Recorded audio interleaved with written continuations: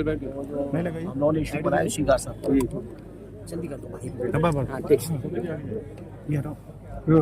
Sir आज किस तरह का कार्यक्रम आयोजित हो रहा है? आज आप जानते हैं SIR चल रही है देश में और आजमगढ़ के लोगों के बीच बहुत षड्यंत्र के संभावनाएं भी थी और षड्यंत्र में लगे थे विपक्ष के लोग। तो हम अपने संगठन के साथियों के बीच चर्चा कर रहे थे SIR को लेकर और बहुत शानदार काम किया आजमगढ़ के संगठन के साथियों ने। SIR में बहुत मेहनत की है और बचे हुए दिनों में भी अपने संगठन के साथियों से यही अपील कर रहे हैं जागते रहना। तो बहुत बेईमानों से मुकाबला है। 2027 में चुनावी चुनौतियों के बारे में कुछ बहुत ऐतिहासिक चुनाव में ऐतिहासिक जीत होगी समाजवादी पार्टी की, क्योंकि आजमगढ़ के लोग तो विपरीत से विपरीत परिस्थितियों में 100% रिजल्ट देते रहे। अगले चुनाव तो बहुत अलग तरह का होने जा रहा है। एक तरफा लहर होगी PDA की, माननीय अखिलेश जी के नेतृत्व। सर, जिस तरह से बीजेपी की साजिश चल रही है SIR के बाद आजमगढ़ में क्या स्थिति रहेगी?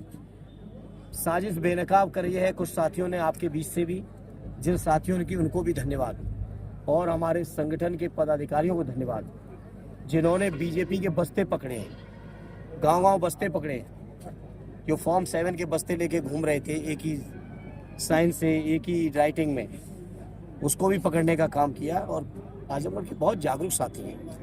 सर, फॉर्म 7 पकड़ने के बाद कोई कार्रवाई फिर या फिर उसका निराकरण हो गया पूरा?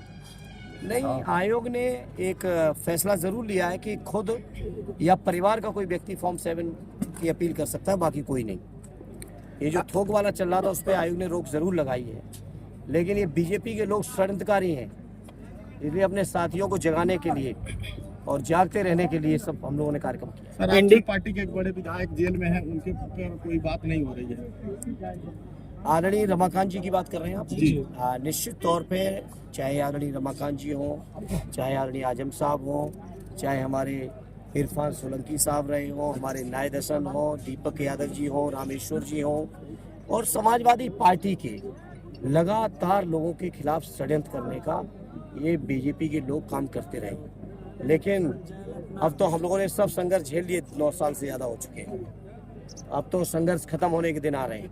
जनता का आशीर्वाद लेके हम लोग सारे संघर्षों को खत्म करेंगे और उत्तर प्रदेश के अंदर लोकतंत्र की महान परंपराओं की जो सरकार होनी चाहिए वो माननीय अखिलेश जी के नेतृत्व में चलेगी। 27 कैसा होगा सर इस बार? ऐतिहासिक चुनाव होने जा रहा है और ऐसा चुनाव होगा कि बीजेपी का कहीं पता भी नहीं चलेगा। इंडिया गठबंधन साथियों को क्या जीत का मंत्र दिया है 27 के? निश्चित तौर पे सबसे पहली जिम्मेदारी SIR है, क्योंकि अब बीजेपी के लोग जनता में रीति नीति कार्यक्रमों से चुनाव नहीं जीत सकते। अब बेईमानी और षड्यंत्र का रास्ता पकड़ा है, उस षड्यंत्रों को बेनकाब करते रहेंगे तो निश्चित तौर पे हमारी जीत। सर, शंकराचार्य के मुद्दे को लेकर ब्राह्मण नाराज चल रहा है बीजेपी से, उसके लिए क्या कहना चाहेंगे आप? देखिए, स्वामी अग्निमुक्तेश्वरानंद जी जो ज्योति मठ के शंकराचार्य हैं, पूज्य शंकराचार्य हैं, उनका अपमान अक्षम्य है और मुझे उम्मीद है कि उनके श्राप से भी बहुत कुछ होने जा रहा है।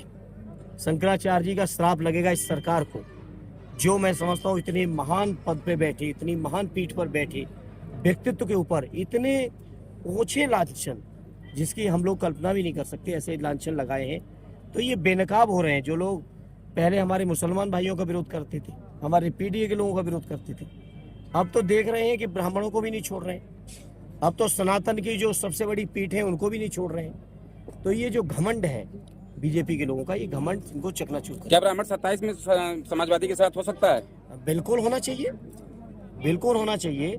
शंकराचार्य जी के अपमान को मैं नहीं समझता है कि कोई सनातन मानने वाला केवल ब्राह्मण ही की बात क्यों करना। जो सनातन में विश्वास करते हैं वो लोग बर्दाश्त और स्वीकार नहीं करेंगे।